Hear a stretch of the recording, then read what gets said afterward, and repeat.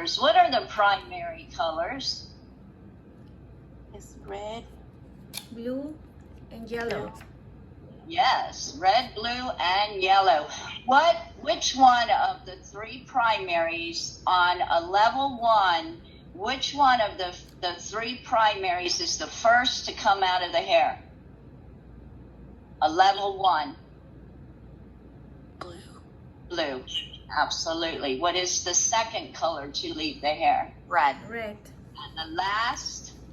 Yellow. yellow, Yes. Yes. Yay. Then we have secondary colors. Now, what is the formulation of a secondary color? Give me a secondary color and the formula. Equal parts of two primary colors. Orange, or orange would be Red, orange. So give me the formula. equal parts of red, equal parts of orange. Red and, There is and yellow. orange. You Red don't and have yellow. orange. What is it? Equal part of red and yellow. Okay, so you're going to go 1 red plus what? 1 yellow? Is that what you're saying? Yes. And that equals Orange. orange.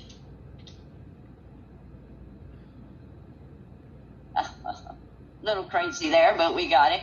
Orange, typing with one hand.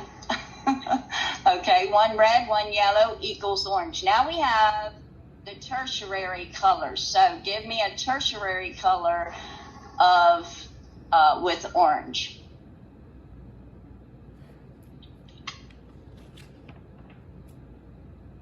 What is the tertiary color for orange? yellow, Orange, red. Okay, well, either one, yellow, orange, or red, orange. Which one you want to use?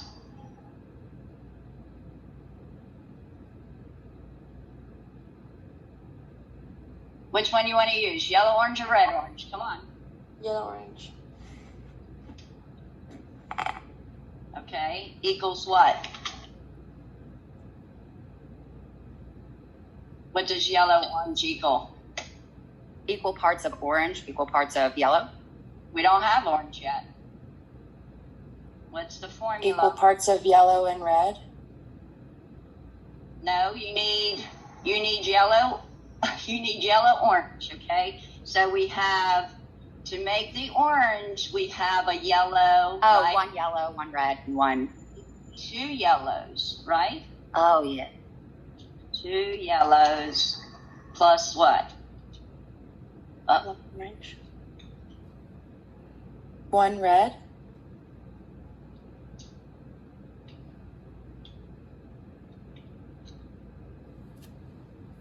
we're dying here, Miss Hudson, help us.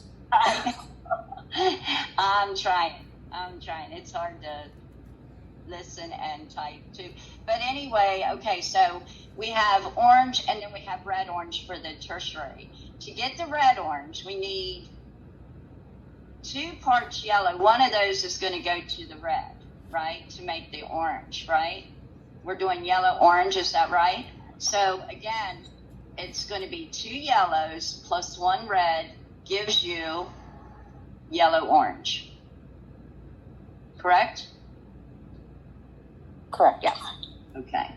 Now,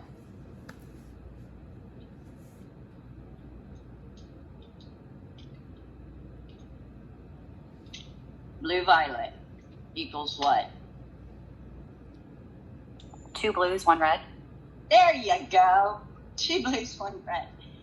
Do we have to worry about this really? And, do we have to worry about it? And when? Yes. We do? When? Every time you color the hair. Every time.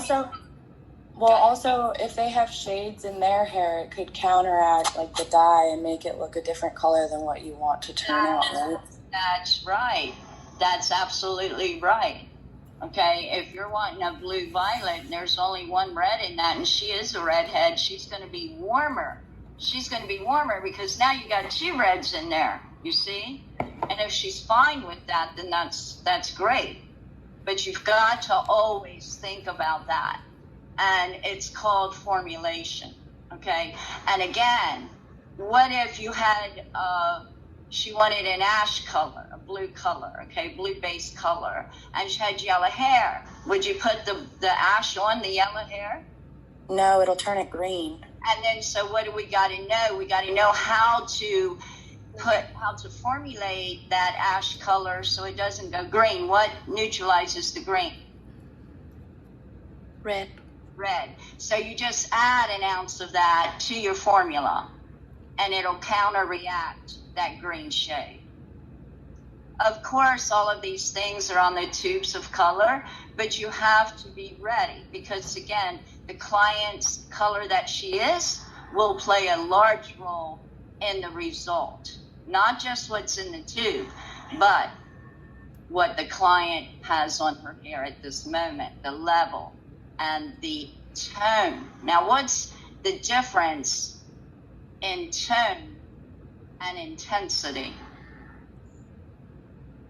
Intensity is how vivid the color is and like how bright it would be, and the tone would be warm or cool. Mm-hmm. So if she was a redhead and we put a blue violet on, she would be a very warm blue violet, right? The intensity of the red would absolutely be strong. Okay? And that's why we need to just recognize, you know, it's not just throwing colors on. You have to recognize those base colors. Now, the base colors are indicated on your tube by the letters. What's the number represent? pH. The level. The level, the level, the lightness and the darkness of color. What is level 1? Blonde. Light. No, 1 is your darkest Brown or black. black or brown, yes. Now, if you go 4 to about 8, what tone of colors are you in there? Red and So you're in warm colors, your warm shades. And then 9 and above would be your lightest blondes, okay? It's very important to remember that, because if she's a level 1 and she wants to go to a 9, can we do it with color? no. No. What do we got to do? Bleach. Bleach. And then use the color as a toner. Toner, guys. Toner. All right. You guys did wonderfully well. Hydrogen peroxide. What's the purpose? For lightning. Not just for lightning. Lifting and I wanted to say lifting too. I want to say like opening up. lifting and depositing. Lifting and depositing. We have different strengths, different volumes of hydrogen peroxide. We have 5, 10, 20, 30, 40, and 100 volume peroxide. If you're depositing, you're going to go 10. If you're lifting and depositing, you're going to go 20. If you're lifting even more, if you need more lift, you need 30. You see? Hair lighteners. Explain the action of hair lighteners. Lightening the hair. Okay, and what product? I want to say toning it, but I'm not sure that's the right answer. Hair lighteners. Anytime you are bringing the level that is on board, okay, lighter, you're using a lightener. It could be bleach. It could be a high level lift tint, okay, because we have the high lift tints out there for natural hair color only, okay, and they have the ability to lift 4 levels. Natural hair color, not artificially colored hair, not people that have already put color on their hair, okay? Those are high lift colors. So we have, again, it's in tone. If you're going lighter, then you're using a toner as a lightener. Okay? We have bleaches. We have high lift tints. Absolutely. So hair lighteners, anything other than what she is that is lighter or brighter.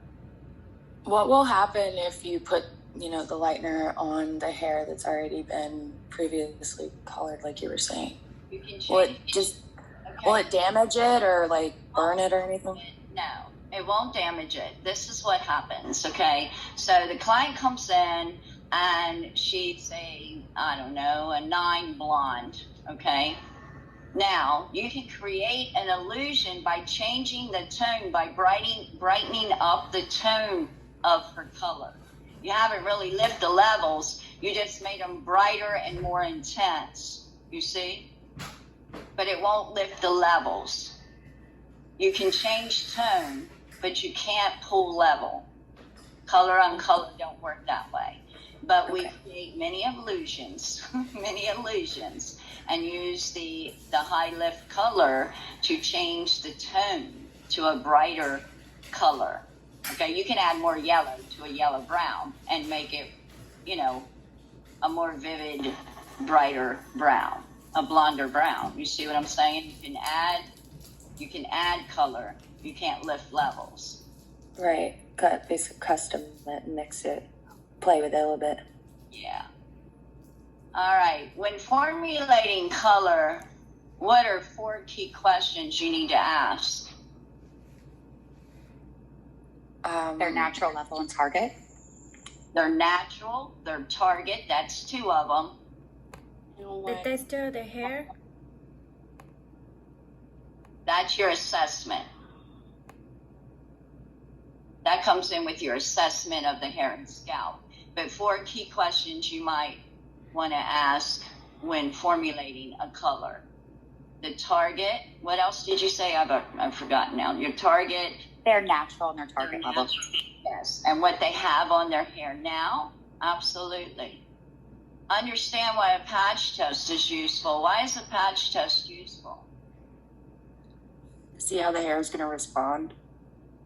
Patch test. And if they're allergic to. If they're allergic to it. When you're strand testing, you're testing the color on the hair. When you're patch testing, you're doing a predisposition test to see if they're allergic to hair coloring. By law, you are supposed to do a predisposition test on every client that has not ever used an aniline derivative. Let me tell you, I don't know if there's anybody left that hasn't used some type of hair coloring product. But what would happen if we had a positive reaction to a patch test? What are the indications that our client is allergic? It'll be like a rash, red. Swelling, puffy. Swelling, absolutely. And with that red rash, swelling, and itchiness, just think if you didn't do it and you applied it to your client and their head swelled. The worst case scenario that an aniline derivative, when they're allergic, the worst case scenario is brain swelling. Terrible thing. Remember, people grow into allergies and they grow out of allergies. So again, you just need to ask your questions. Have they ever had any issues with their coloring products? Are they noticing anything like maybe it itches their head or it itches after even? Again, predetermine whether or not you need to do a predisposition test, because people grow into allergies just as they grow out of allergies, and becoming sensitive to a product because it is misused. That's what we're finding. These clients are applying their own hair color. It's cheaper, and a lot of them can't afford now to come to the salon. And just because they're improperly applying the color, they're making themselves become sensitive to the aniline derivatives. Okay? most of your coloring products, OTC, what's OTC stand for? Over the counter. Over the counter, are aniline derivatives. Are aniline derivatives. And on the box, if you read them, it says for professional use only. Okay? It says that for professional use only. Now, there's metallics as well out there. And these clients that are using the metallics, that's the one we got to watch for. And again, if it's not a patch test we need to do a strand test. If they don't know what they've used, absolutely. If you don't know your product lines being sold at the Walmart, the CVS, you know, they're walking into Sally's all the time buying these coloring products. They don't know if they're buying metallics. I don't know all the products that's got metallics in it now because they're coming out so quickly. I mean, we've got to really watch these metallic salts because if it's one thing that can cause adverse reaction, it's when we put our professional color product over a metallic or over a vegetable henna even. You know, we've got to watch what we're doing. So again, this is another question we must ask our client. And if they don't know what they've used for certain, and you don't recognize, perhaps they do know, and you don't recognize the product, again, make sure you strand test to make sure their hair is going to hold up.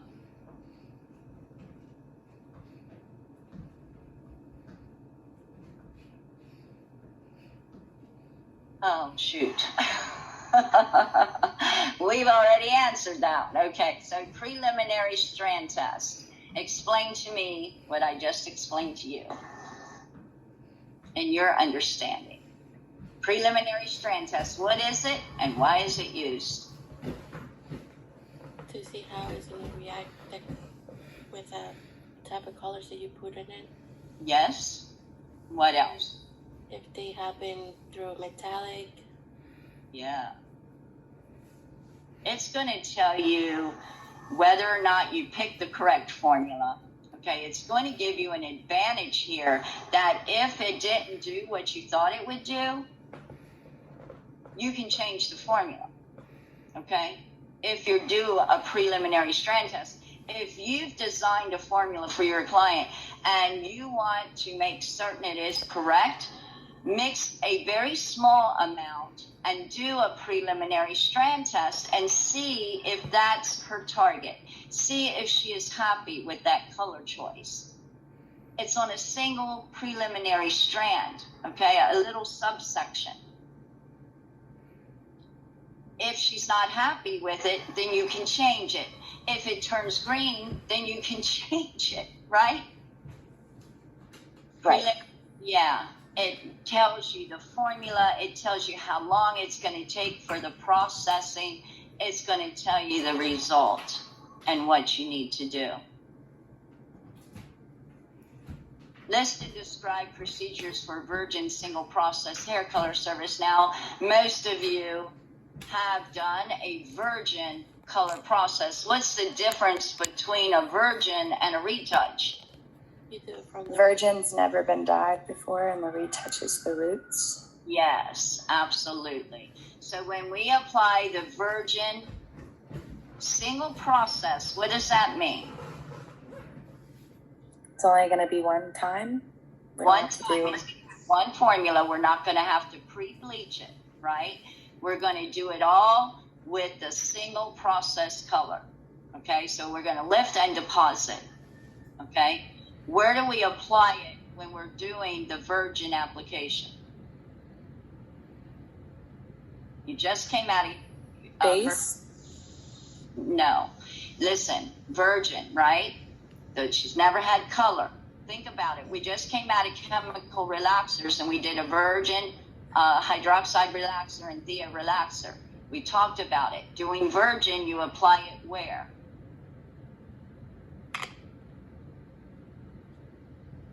It's not half an inch. No, it's the cold shaft. You apply it to the cold shaft or a half inch or further from the root area. I'll take that, okay? But you apply it to the cold shaft. Up to where? The end of the hair. up to 1 inch of the end, up to 1 inch of those porous ends. Once that color is almost developed on the cold shaft, that's when you go back and you apply it to the root and to the ends. Why do we wait before we apply it to the root area? Because of the heat from the scalp will make it develop faster. Faster and brighter. Absolutely. If you're using on a virgin single process color, if you're using a warm tone color, and most of you are, and just remember this, if you're lifting, you're going to hit warmth. Okay? You're going to hit warmth. All right, so if you apply that from the root out, she's going to get what we call hot roots. A lot of clients don't mind it. They say it looks like they were kissed by the sun. That's fine if that's, how you want to do your stuff. But absolutely, you've got to start applying this virgin single process color correctly. What happens if we do the cold shaft all the way through the ends? On a virgin single process color, if we go from the cold shaft a half inch to an inch, the ends will be darker because they're absolutely porous. Yes, Miss Hyman, they're going to get too dark. Absolutely. And then you're going to have to trim it. And she may not want to trim. And then you're going to have to soak cap that color off of there. And that is a mess and a half. When absolutely, if you would just apply your color correctly, your colors will come out tenfold better. Absolutely. And the preliminary strand test and the procedure for the virgin single process color, that is on your state board national practical exam. This is another area that you must absolutely start practicing. You guys, when you're on clinic, practice your clinicals, whether it be your packet or your worksheets, but at some time, get that national. Start practicing the bits and pieces from it so that you know and you don't forget. All right, we have the two processes involved in double process hair color. What are they? Double process. What are we doing? What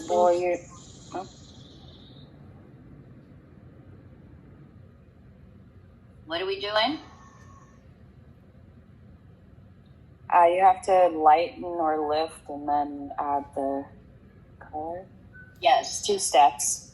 Yep, 2 steps. Absolutely. You're going to pre-bleach, and then the color becomes the what? Come on. Toner. Okay? It's no longer the color. It is now referred to as the toner. We're going to lift it, and then we're going to tone it to the desired level. Same product, same hair color, same mix, okay? Tone it. Forms of hair lightener. What are some of the different lighteners? You know powder very well because that's what you use, but what are the other ones? We got powder. Cream. Liquid. And one more.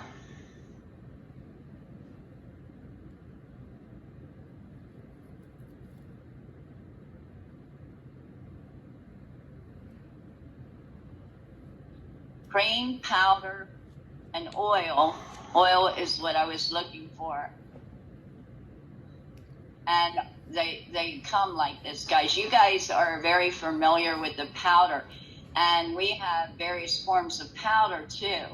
But the one thing you must remember when you're using the powder lightener, it comes in a plastic bag in that container. What must you do before you open up that bag?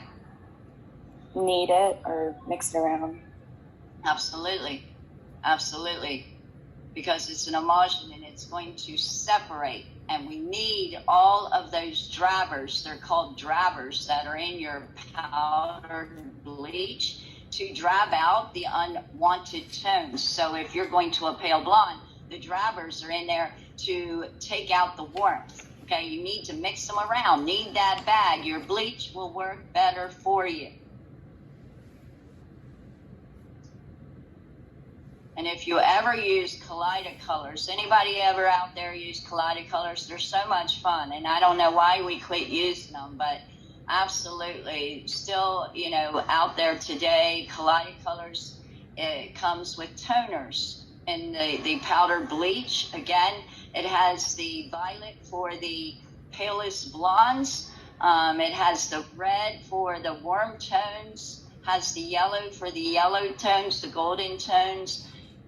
Colors, another form of powdered bleaches with toners in them. Again, if you don't need those bags, those Colors won't work well either.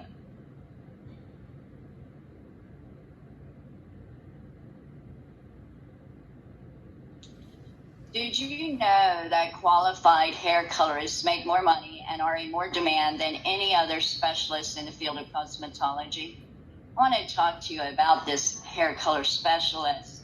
9 times out of 10, when you go into a salon, again, it's all about, you know, how their game plan is how you can grow.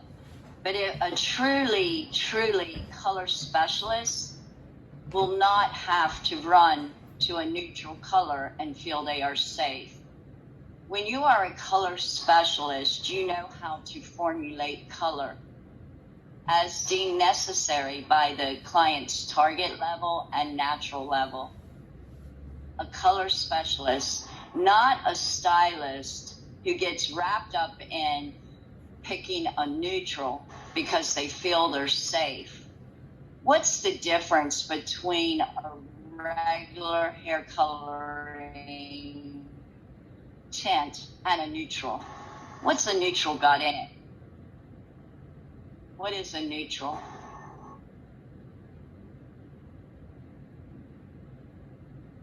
I want to say like brown tones are neutral, but probably not.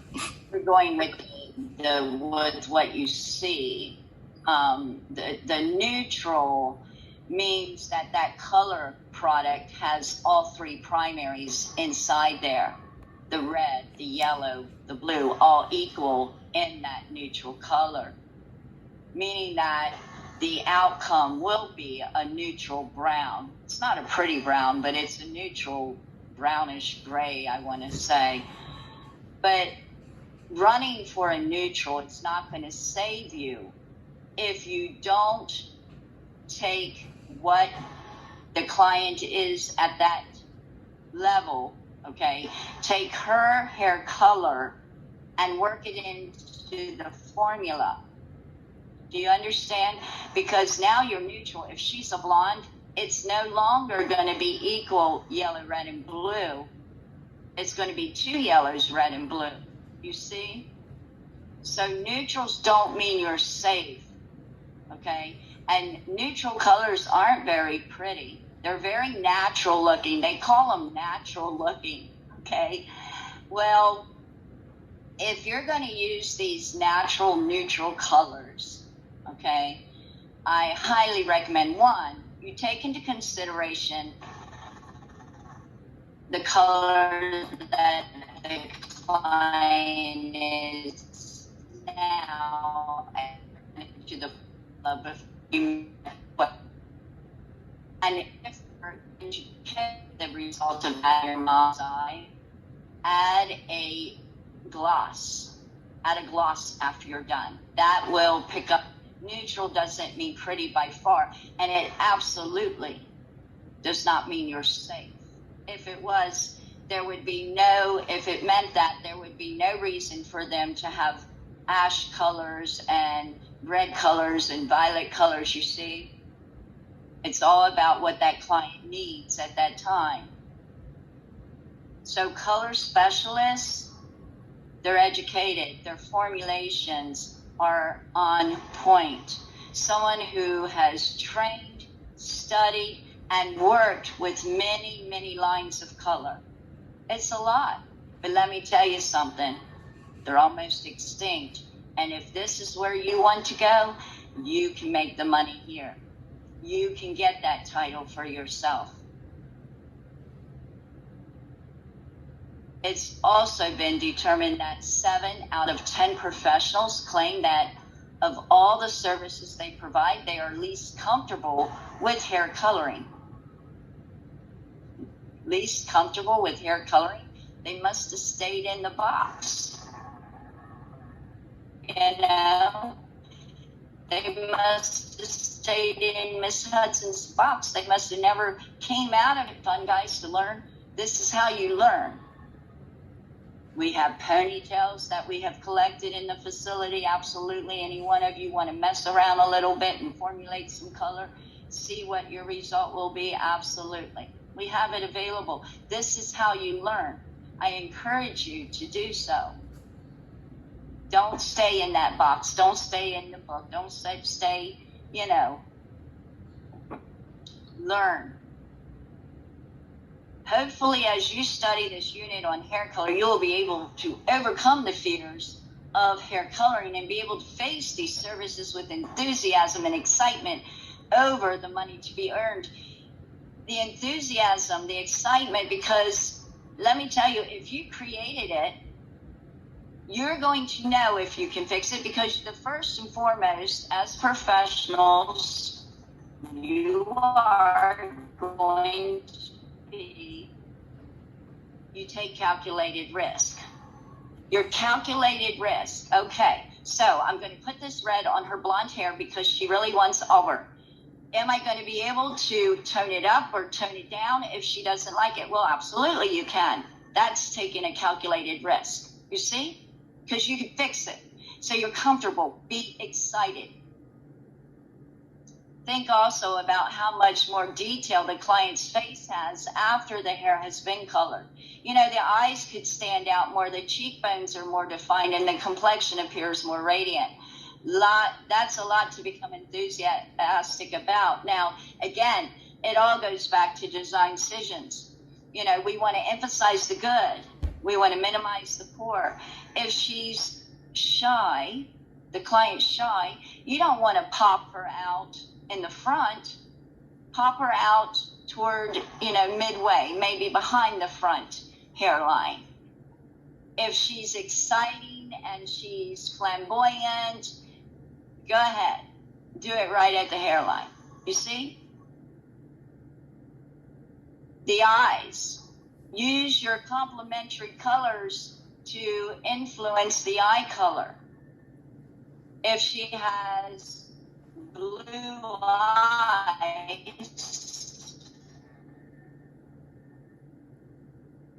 what's across from blue on the color wheel?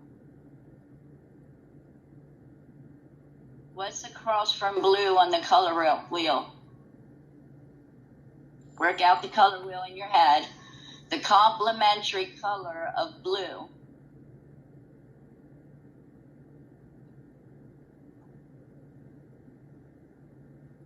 Anybody?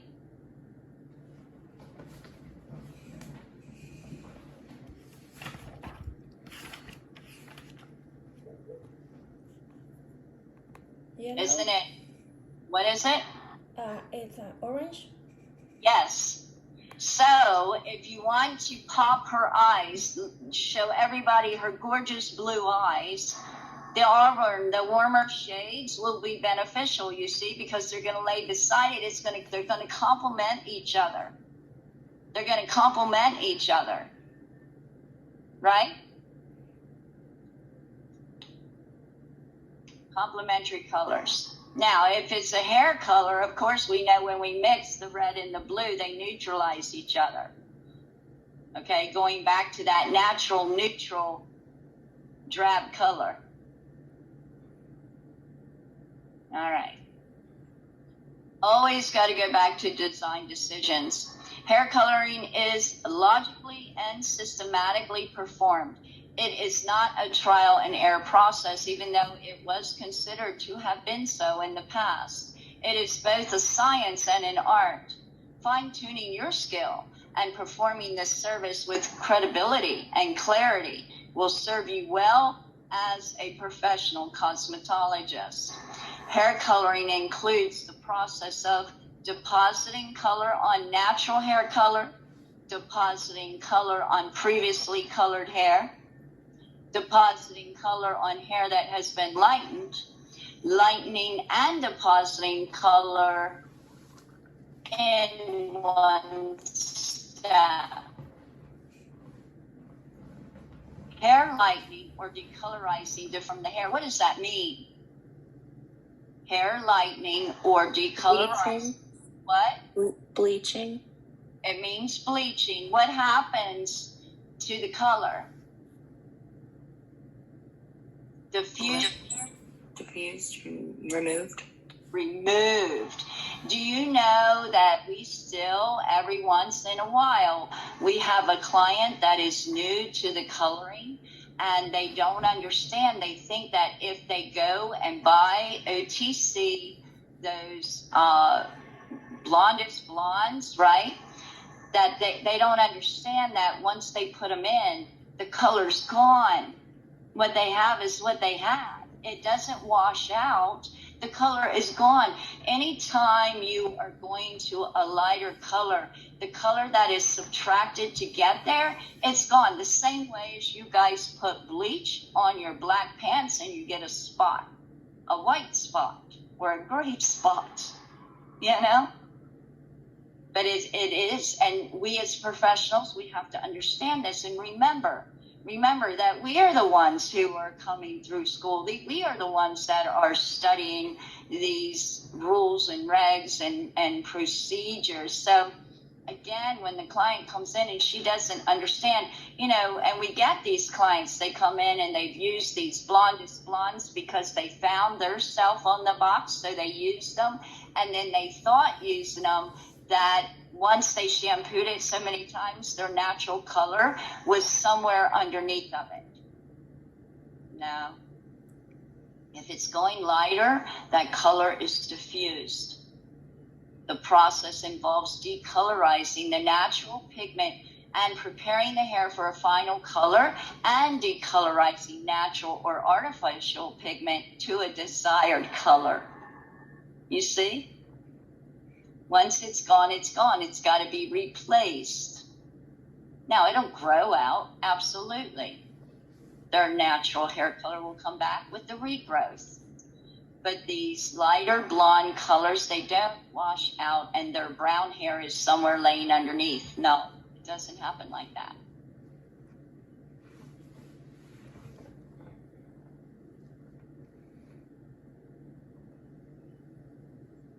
All right, so hair color versus hair color, 2 words.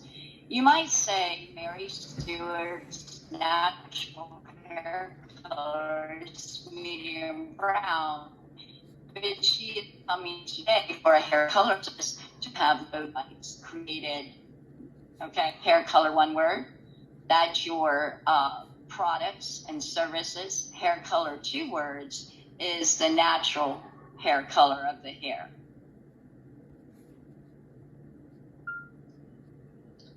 People color their hair for many different reasons, and the client consultation will help you determine why a client wants to color his or her hair and what products and services are appropriate. Now, you know, most often your client, they don't think about levels, okay? They're not thinking about the level, they're just thinking about the color.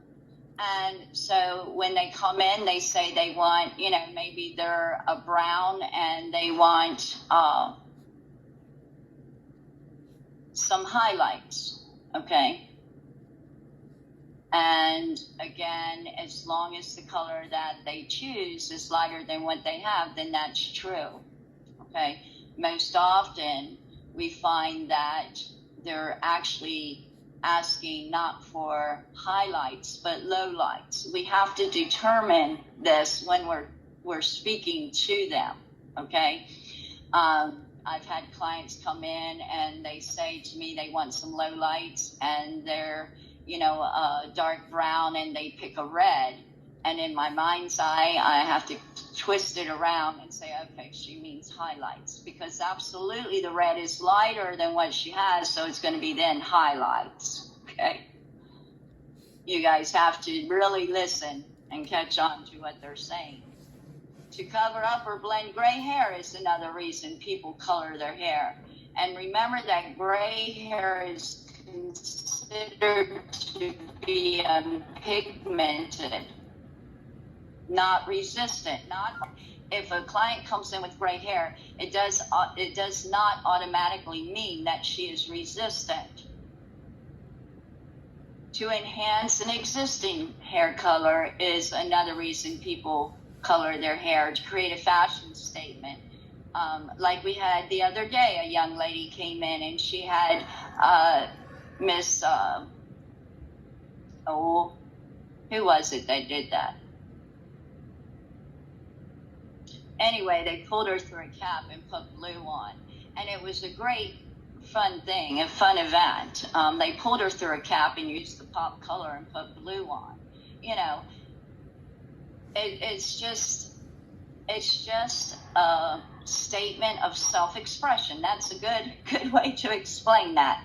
A statement of self-expression. You know, it's every one of us at some time need a little pick-me-up, and we get a little crazy. Absolutely. To correct unwanted tones is the reason that people color their hair. Like the ones coming in and they put the ash color on their yellow hair, or their ash color on their red hair, and they get more of a violet color, you know, to correct unwanted tones, if you know, and to accentuate a particular haircut. You guys, you know, I don't know if you know, a couple weeks back I took a mannequin and I gave one of the associates the job of painting and parting out triangles and bleaching the triangles. Okay, so then we darkened the hair around those areas, but still I was not happy with the fact that the triangles still didn't pop. So now Mr. Nelson took that same mannequin and he cut around the borders of my triangles. He cut that hair down, not much shorter, but a little shorter. You can absolutely see. And he cut that hair down and he trimmed up the triangles to define them. And absolutely now we can absolutely see the triangles in that hair. So again, to accentuate a particular haircut, okay, or the art that you have put in, okay, you can do this when you're fringing toward the face. You can biolage those NP are expressive toward the face. Accentuate your fringe using hair color. You've cut it. Why not accentuate it using hair color? Absolutely.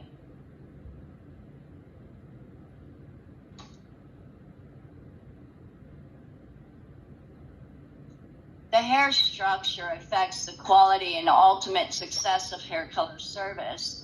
The structure of hair and the desired results determine which color product to use. Okay? The quality of hair. What are they talking about? The structure.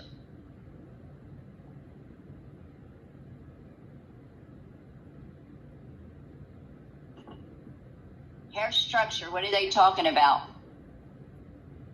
Texture?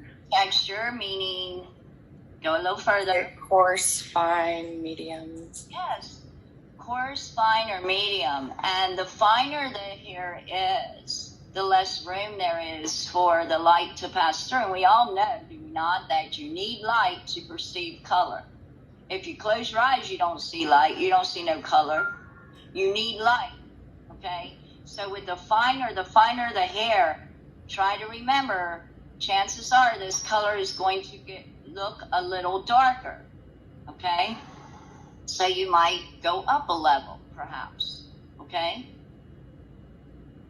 The coarser it is, the more light will shine through.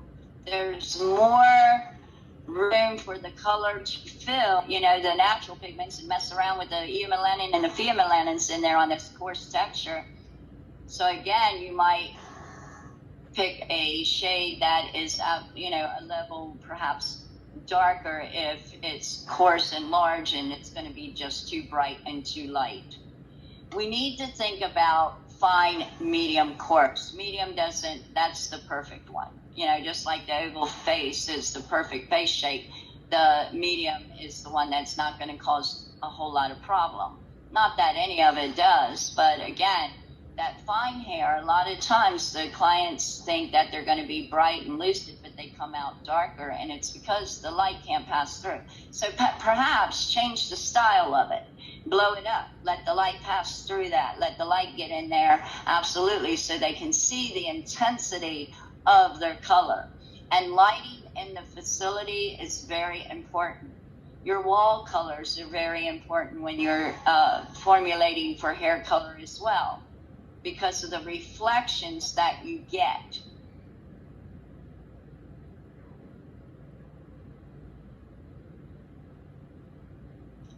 The cuticle, again, is the outermost layer of the hair. It contributes 20% of the overall strength, and the cortex is your target.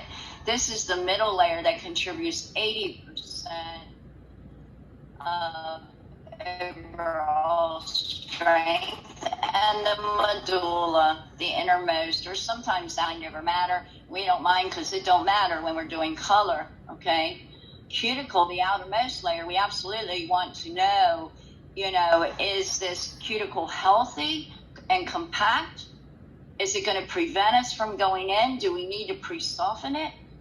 And then the cortex, this is where your eomelanin and your pheomelanin are, okay? So again, we have to absolutely remember that how that melanin is laying inside the cortex gives us the color on the outside. That cuticle is translucent. Don't forget that. You're looking straight through the cuticle every time you look at someone's hair color. I think it's truly amazing. I mean, that we have a sheath that is translucent, and what we're actually looking at is melanin. You want to determine the diameter by the individual hair strand. Of course, that's a large hair strand diameter. Medium is medium, and fine is a small strand diameter. And it all makes a difference when you're putting color on about how the end results are going to be perceived. Now, density is the number of hairs per square inch on the hair, how thick the hair is. Again, this is going to hamper the fact if you've only got one tube of color and she's really dense, I would reschedule that until the shipment comes in for the color, so that absolutely you have enough product on the shelf to get your coverage, okay? Porosity is the hair's ability to absorb moisture. Remember that porous hair accepts hair color faster and permits a darker color than less porous hair. This is the ability of the hair to absorb moisture. Porous hair accepts hair color faster. The more porous it is. Now you want it to be normal porosity, okay, average porosity. You want it to go in, but you want it to stay in there. If she is extremely porous, it's going to go in. It's going to be dark. It's going to take it all in, but it's going to come out too a lot faster. So again, this is where you go in after your color and you use the color conditioner to absolutely close that cuticle, lower that pH of the hair, to trap the color in, to trap it in. Low porosity, the cuticle is tight, the hair is resistant and requires longer processing time.